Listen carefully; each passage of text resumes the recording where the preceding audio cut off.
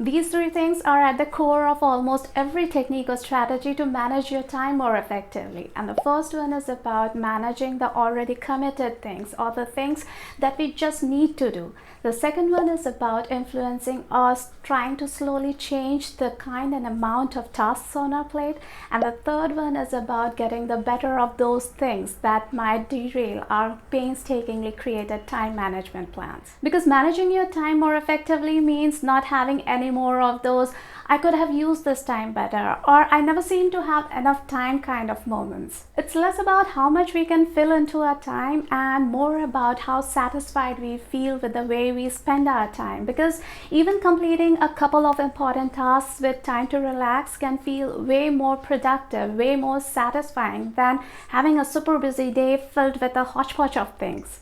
Okay, so the first one is stacking and blocking. It's one of the best ways when you have to get a lot done, even at other times, but works best when you have like a dozen things on your list and you can't pick and choose much amongst them, which ones to do and which ones to let slide. So there's two parts to this. The first, stacking or task stacking, is essentially about creating different buckets of tasks that require similar kind of action, like the task that requires you to think creatively or plan or move physically or collaborate or communicate with other people.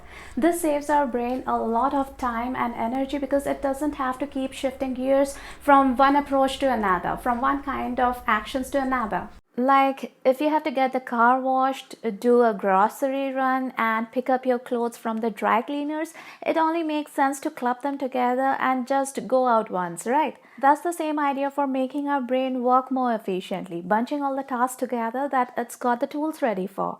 It gets more things done in less time. Now, talking of time, things usually take longer than we realize, and that's where the second part of stacking and blocking comes in, the time blocking part, assigning a certain amount of time for the completion of each task.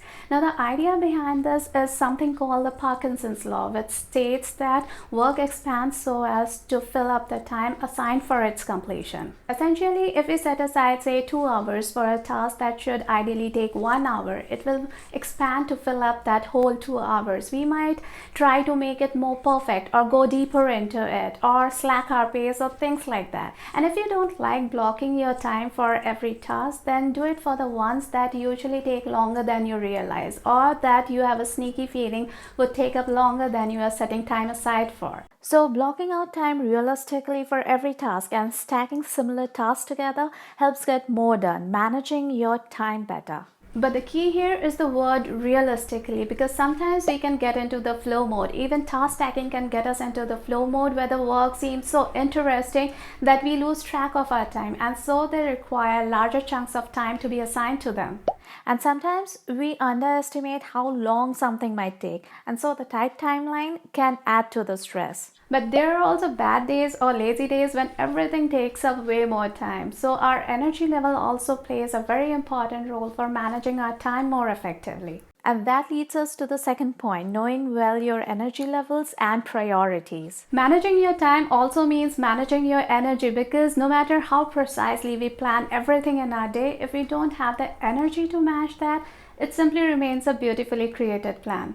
When there's lots to do in a day, we start feeling tired and we can't concentrate properly, and that means everything will take way longer. So there are two things to be done here. First is know which times of the day you do your best work. For me, it's after midnight to around 3 or 4 in the morning. I know that's not really healthy and I'm working on changing that, trying to drag that time to something more human, but when enough X, I know that I can get the most work done in that time.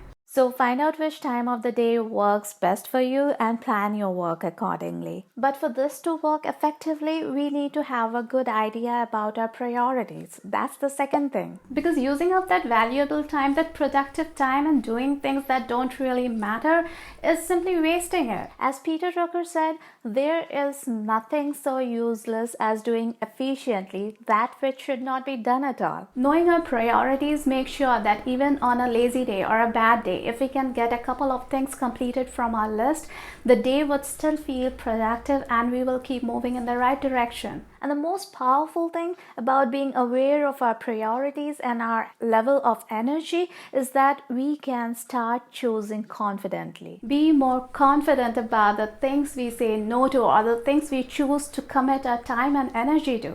That's the way to fill up our day only with those things that we know are important to us, that matter to us, and that we know we can realistically do. That's managing your time effectively. And even though it's not possible to make the best decision always, we can always get better at making decisions. And there are 4 basic steps to that. But that's going into a different direction. So I will just leave a link for the video in the description below if you would like to check out the 4-step action plan. Now we come to the third and one of the most important points. Feeling motivated enough to work on something or begin doing something can't be left to chance, because that means shifting things to later, wasting time waiting for when we feel more like it, or filling up the time with unimportant things, which is more or less the same thing. Managing your time more effectively means being responsible for your own motivation, because a plan doesn't mean much if we don't take action on that. And to do this, to start taking action, to take control of our motivation, we can do 2 things. First is to use the 10-minute rule.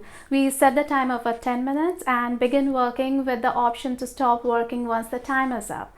The 10-minute limit makes it feel easy and manageable, and so we feel less resistance to the whole idea. And once we get going, it's very likely that we will end up doing more. Second, remember the H-cubed effect. It's world's leading brain coach Jim Quick's formula for taking consistent action, for showing up every day to keep moving in the right direction.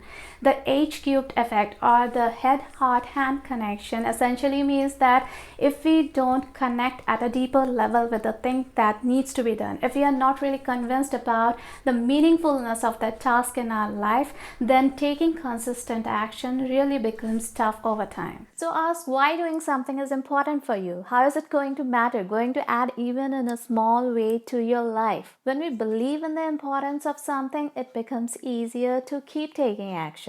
But there's way more to it, like putting motivation on autopilot so that managing your time more effectively becomes way easier. No procrastination, better productivity, time to relax, and everything else you can think of. Watch this video over here next to get the complete lowdown on getting and staying motivated. I hope you found this video helpful. Take care, and I will meet you right over there.